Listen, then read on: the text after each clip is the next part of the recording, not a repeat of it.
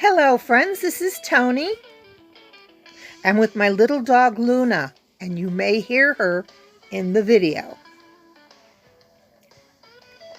Last time, we had left London with the Beatles, and they're out over the Atlantic Ocean, headed for New York.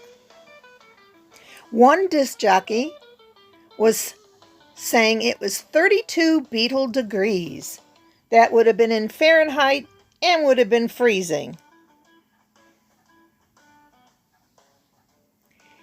The Beatles' first trip to the United States was a 2-week visit in February of 1964. The band was to arrive at JFK Airport in New York on February the 7th on Pan American World Airways flight number 101.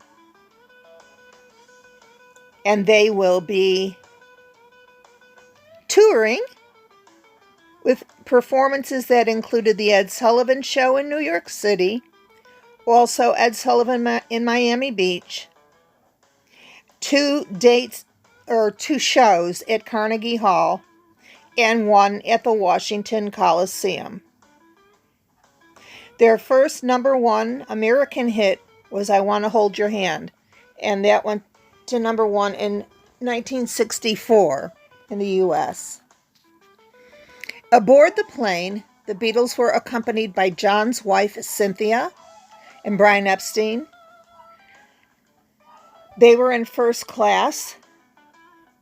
Their fellow passengers included George Harrison. Now get this, no relation. He was a columnist for the Liverpool Echo and the Liverpool Daily Post. A fellow named Harry Benson, who was a photographer for the Daily Express, and Maureen Cleave of the Evening Standard.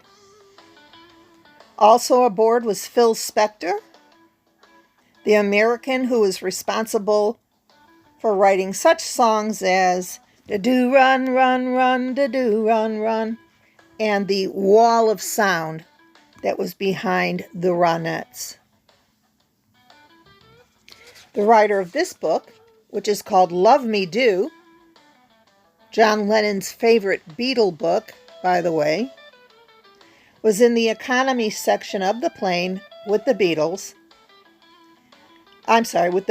road manager, Neil Aspinall, and his assistant, Mal Evans.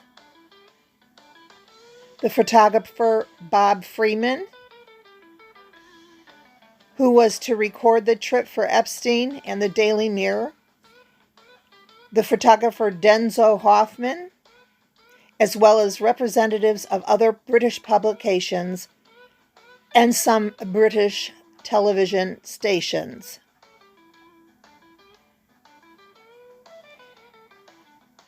At one point during the trip, Epstein came back and passed out a list of 17 names who were press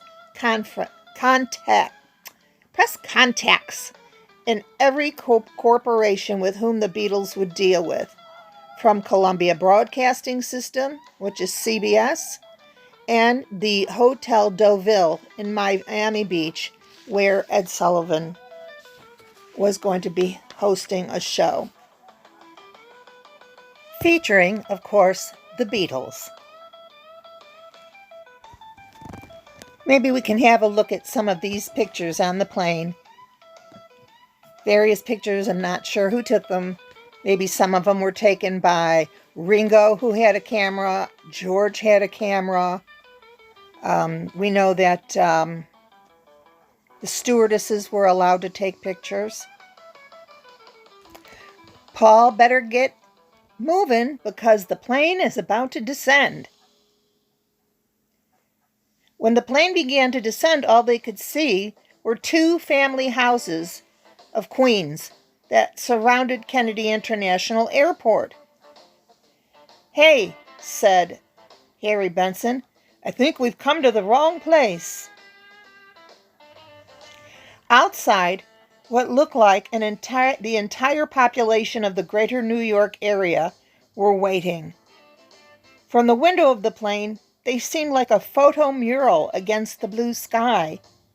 The mural quickly came to life when the plane's door was opened. The shouts of 100 photographers crouched on hydraulic cranes blended with the wailing wall of pubescence. As the Beatles reached the bottom of the stairway, a policeman who had been assigned to take them in hand came over and told them not to smile or wave, or you'll excite them. That's an understatement. Then, turning to his companion, the policeman remarked, "Boy, they sure could use a haircut." Everyone leaving the plane was handed a Beatle kit consisting of a wig and a button saying "I like the Beatles" and an autographed photo. Do any of you out there still have these things? Please comment. The press room on the first floor of the arrivals building was jammed. From outside came the screams of 1,000 teenagers who had chosen the customs section as their observation point. While the Beatles were declaring their baggage, the press waited expectantly. Early press officer Brian Somerville, who had arrived in New York City 2 days earlier to liaise with the press, was now surrounded by them. The press, that is. A photographer from New York, a New York newspaper that had bought a serial on the Beatles' lives from an English paper, were complaining he couldn't get any pictures of them, while the British press corps was complaining that the police wouldn't let them in the press room without New York credentials. A policeman tried to throw out a promotion executive from Capitol Records who didn't have an identification badge. From the back of the room came word that 2 girls had fainted outside. Outside, several of the girls tried to hurl themselves over a retaining wall as the Beatles passed. "This," said Somerville, again an early press officer, "has gotten entirely out of control." The Beatles are led into the press room, where they stand on a platform, talking and smiling quietly. Beneath them, photographers cry, "Down in front! Give me some room! What's the matter? I can't see! Please, down! More! No, more!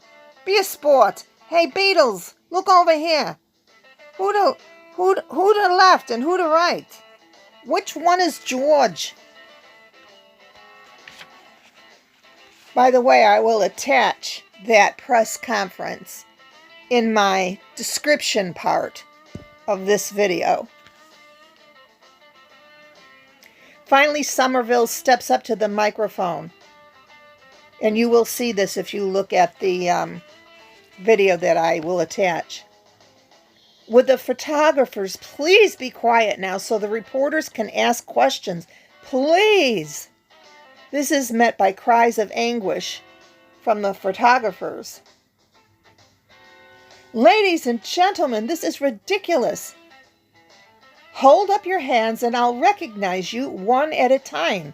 If you won't be quiet, we'll just stand here until you are." He says, "Shut up, just shut up." Then the Beatles join in. Yeah, everybody shut up," says John. Reporters applaud. Somebody asks, "Aren't you embarrassed by all this lunacy?" "No," says John. "It's crazy." "Will you sing something for us?" asks a reporter. John says, "We need money first." How do you account for all your success? We have a press agent, Brian Somerville. What is your ambition to come to America? Do you hope to get haircuts? We had one yesterday. Do you hope to take anything home with you? Rockefeller Center, said one of the Beatles. Are you part of a social rebellion against the older generation? One of the Beatles says, it's a dirty lie. What about the movement in Detroit to stamp out the Beatles? Someone of the Beatles says, we have a campaign of our own to stamp out Detroit. What do you think of Beethoven? I love him, says Ringo, especially his poems.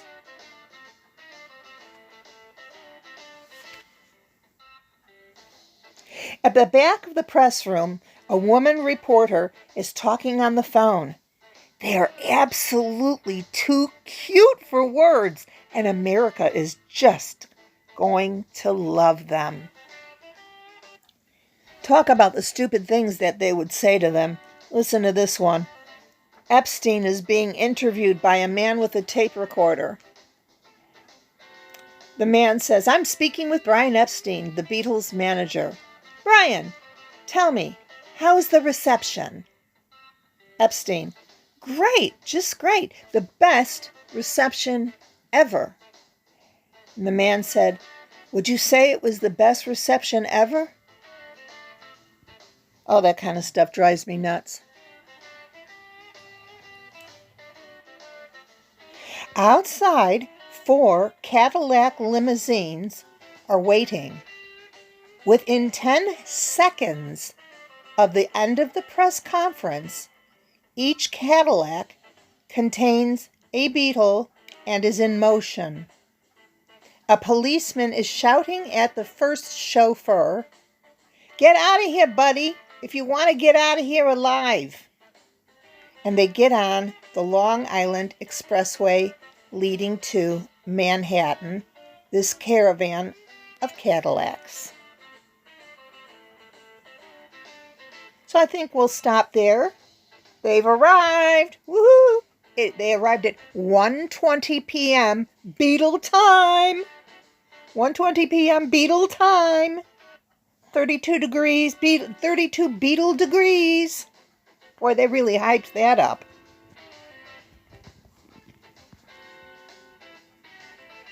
Here's a few more pictures.